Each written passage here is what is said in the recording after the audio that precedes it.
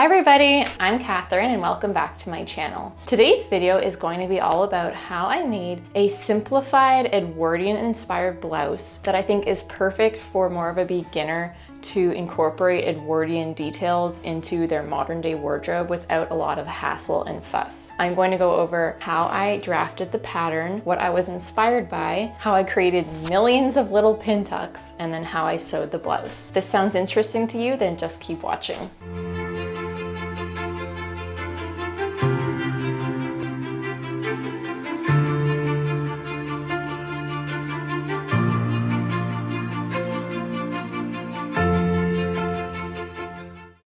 Okay, so I'm going to go over the concept for this blouse and what inspired me when I was making the pattern. So I've been getting a little tired lately of drafting all my own patterns, and I was starting to look into more of just commercial patterns that I could buy for historical garments to save me some time. I was checking out the website Past Patterns, which by the way is a great resource if you're looking to find historical patterns. They have patterns from all different eras and all different types of garments, so it's a great place to start looking. I saw in the Edwardian section a blouse that was called a peasant waist. So if you're not aware, normally the name for blouses in the Victorian and Edwardian era was called a shirt waist. So normally these were very loose. They would be tucked in at the waist, which would create a loose blousey effect.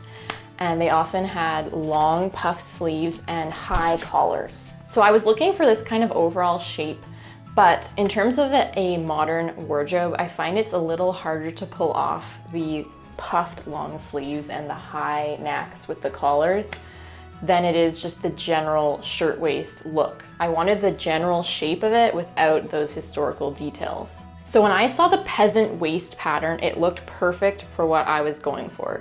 It had the Edwardian details in that it could have optionally tucks along the top yoke, or you could have lace insertion in the bottom or use an embroidered fabric for the bottom panel. But it also had the loose blousey effect when you tuck it in at the waist, but it didn't have the high collar and it didn't have puff sleeves, and the leaves are only elbow length and there's no cuffs to worry about either. So it's a very more simplified way to get that same blousey historical look. And the final detail that I loved about this blouse that elevates it from just a basic shirt to a really interesting garment is the fact that it has kimono sleeves. So kimono sleeves is just a name for sleeves that are cut in one piece with the bodice. It gives a specific look and a specific shape that normal shirts don't have. And the other cool thing is that this blouse has a yoke, a front and a back yoke, which is just a separate panel basically at the top of the blouse. And it extends all the way down the top of the sleeves as well. So I thought that really made this an interesting garment to try to make.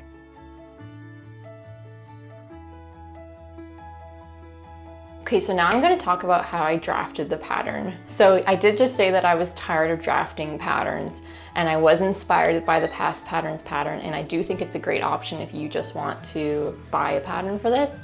But when it came down to it, I just figured it would be easier to draft my own than to wait the weeks that it might take for the physical pattern to arrive in the mail. So that's what I did. It took me one day to draft 2 different takes of this pattern and to make 2 different mock-ups, so it wasn't too much of a time investment. Okay, so normally when you're drafting your own pattern, you would start from a basic bodice block that you've drafted to your measurements. But in my case, I had a little shortcut. I already had a pattern that I drafted previously that had the exact neckline that I wanted. I'm going to talk more about the neckline in a moment. That pattern was the pattern I just used in my last video for this exact shirt that I'm wearing actually. So to the neckline. This pattern has a neckline that's basically just a basic high neckline, like exactly what you'd have on a bodice block. But for my taste, when it comes to a neckline that does not have a collar, I prefer the look of a wider and lower neckline, just in terms of how it looks. So that's why I used this pattern as a base to get the neckline right. Then I used a pattern drafting book I have that gave instructions on how to create kimono sleeves. So it involves holding up the sleeve pattern at a certain angle to the bodice block and just tracing it out basically.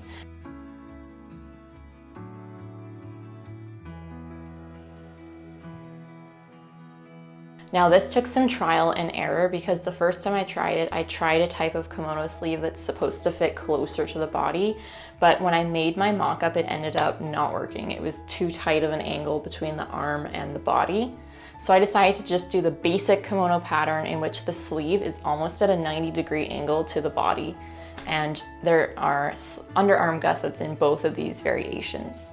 So once I got the sleeves figured out, I had to figure out the dart situation.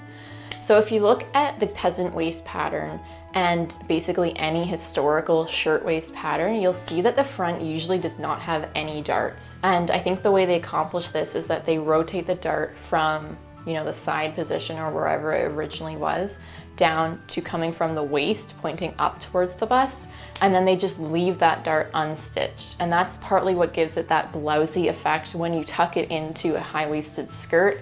It just kind of like poofs out at the waistline. So that's what I decided to do. I rotated my dart down to coming from the waist, and then I've just decided to leave it unstitched.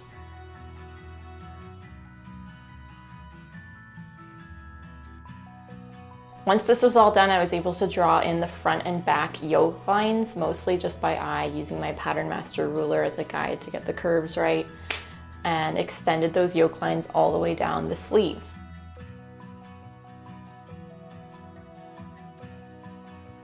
And my pattern was done.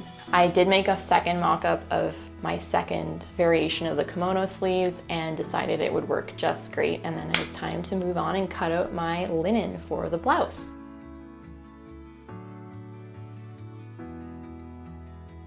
Okay, so now let's talk about making all of those little pin tucks in the top section of the blouse. So if you've watched my previous Edwardian blouse video that I made when I was pregnant, you'll see a different method of making pin tucks, which in hindsight is a lot harder than the method I'm going to use. So in that video, I attempted to draft the tucks into my pattern and basically cut out panels of fabric that were a little wider than I needed, and then add my pin tucks into the pattern pieces once they were cut out.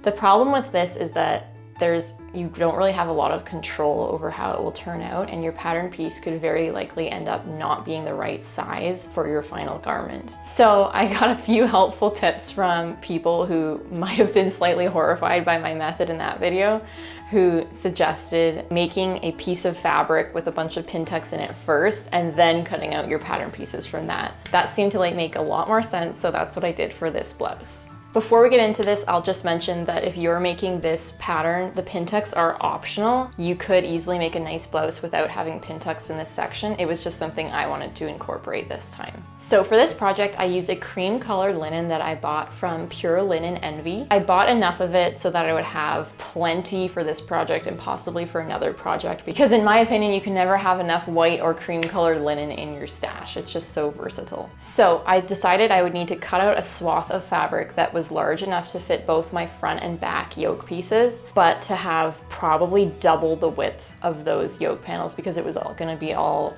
pin tucked up and use up probably double the amount of fabric. So that's what I did. Now, if you watch any of my previous videos, you'll know that I'm not usually a stickler for measuring and marking things beforehand, but in this case, I did decide to use my ruler and a mechanical pencil to mark straight lines across the fabric at equal intervals, and these lines would be the basis of my pin tucks. I decided it was a good idea to do this because if I did it by eye, it would be quite likely that some of the tucks would end up being like a different direction than the original tucks, and rather than having them all be straight and parallel across the whole width of fabric. Next, I ironed a crease along each of these lines, and this crease would become the basis of the pin tucks.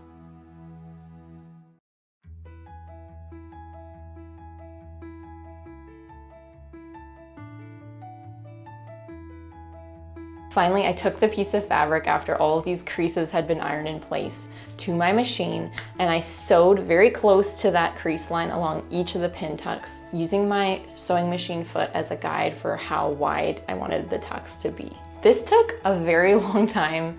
It was definitely doable. I got it done in like one sitting down sewing session at my machine, but of course there was the sessions before that where I marked my lines and ironed the creases in place, so it definitely was a hefty investment of time. So if you are looking for a quick project, then I would suggest leaving out the pin tucks. but it definitely does add a lot of interest to the final blouse. So I'm glad I put the time in for my blouse. So when this was all done, I was left with a pretty big swath of pin tucked fabric that looked really cool. Now, it didn't end up being quite long enough to fit the entire length of my yoke and sleeve patterns, but there was enough overall fabric that I was able to piece it together, so more on that in a minute. If I had sewed my tucks a little bit narrower, then it wouldn't have used up quite so much fabric and I would have easily had enough length, but that's okay.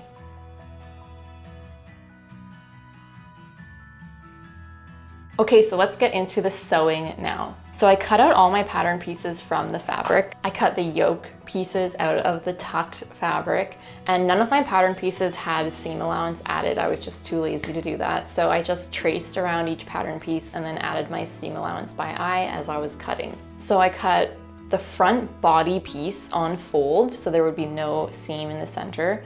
But I cut 2 center back pieces, so there would be a center back seam. And then I cut a front yoke and a back yoke, both on fold, so there wouldn't be any seams in the center. But as I mentioned, I did have to piece it together to get the entire length of the sleeve. So I cut out a little extra piece just to make up the bottom of the sleeve and added enough for seam allowance to piece it in. Admittedly, when I was cutting, I could have saved a lot of fabric if I had cut the sleeve separately from the bodice and then sewn it together later, but I was just too lazy to do that. So for the sewing, I began by sewing the front yoke and the body panels together with a flat felled seam. So a seam running all along the top and going down the sleeves. Now, a flat felled seam is very useful in this kind of case, not only for finishing the raw edges, but for just breaking up the visual of all those tucks. It just adds another line of interest, a line going this way to break up all those vertical lines going down this way. The only thing to be careful with when you're doing a flat felled seam in this instance is to make sure you remember that you're going to be using the side of the seam that does not have any tucks in it to be the piece that's folded over that creates the fell of the seam. Then I sewed the center back body seam also with the felled seam and attached it to the back yoke in exactly the same way. So now I was ready to sew my shoulder / top of the sleeve seam down the arm. So this was something I had to give a little thought to about how I was going to finish this seam, and also how I would again break up the visual of all these tucks just going vertically and then meeting in the middle of my arm, especially considering the fact that there was no pattern matching. Like, these tucks weren't going to be able to meet together perfectly like they would if you were pattern matching stripes or something like that. So I needed a way to break this up, and what I opted to do is to first sew the seam to the outside of the garment, press it flat, trim down the seam allowances, and then use a strip of matching bias tape to sew down along that seam. So not only does it hide the raw edges and finish the seam, but it just breaks up the visual of all those tucks and adds another line of interest going the opposite direction.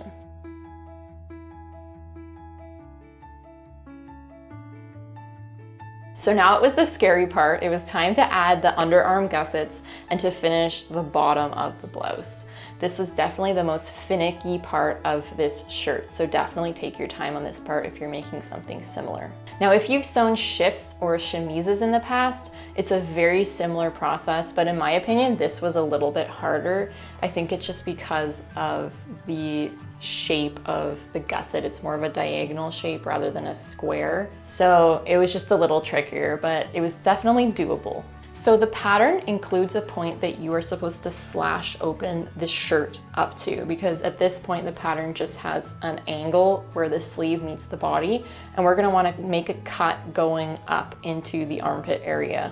And that's the two sides of that cut are going to be where we're attaching the gusset into. So I simply pinned the gussets in place, but I had to do this one side of the gusset at a time. And one thing I want to note is that because I was sewing the gusset into just a slash in the body of the shirt, I tried to use up as little seam allowance as possible from the slash and to use up the actual seam allowance from the gusset, because I did include seam allowance in the gusset, but obviously since we're just working with a slash opening, there's no extra seam allowance that we can add into there. So I just used like a couple millimeters. I also sewed the bottom of the sleeves closed and then the side seam of the shirt closed while I was doing this process. And once all these seams had been sewn, the gusset and the sleeve and the body, then I was able to flat fell all these seams now.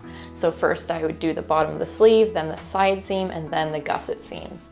This was quite finicky and there were some points where it didn't end up looking as neat as it could have, but I did my best. So finally, I finished the neckline with a strip of bias tape. If you've watched my previous linen shirt making video, I finished it in exactly the same way that I finished this neckline in, except that I sewed the bias tape to the outside of the neckline rather than the inside. Again, this was just a way that I used to break up the visual of all those vertical tucks and to just add some interest along the neckline. And finally, I finished the bottom of the sleeves and the bottom of the shirt with a simple rolled hem, and the shirt was done.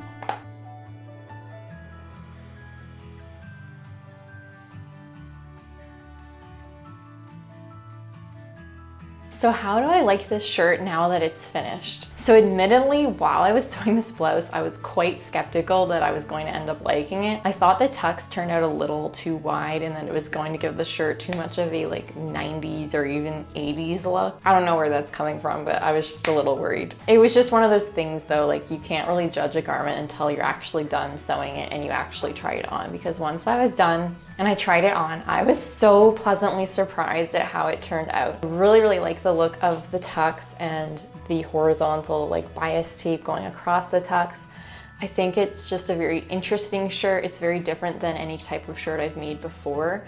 And I think it's a great pattern to use again and to add different variations to in different colors. The fit was great. It was just what I was going for. And again, I was worried that the kimono sleeves weren't going to turn out okay, that there was going to be too much extra fabric in the underarm area.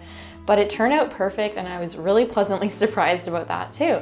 So if this is something you want to try and you're comfortable drafting your own patterns, then I would definitely give it a try. But if you don't want to draft your own pattern and you would like to sew this shirt, then definitely try out the peasant waist pattern from Past Patterns. Okay guys, thanks so much for watching. I hope you enjoyed this video. Give it a like, leave your comments and questions below. All my social media links are in the description. The blog post is linked in the description, and you can also head on over to my website, katherinesewing.com, if you would like to sign up for my weekly newsletter. Okay guys, see you all soon. Bye.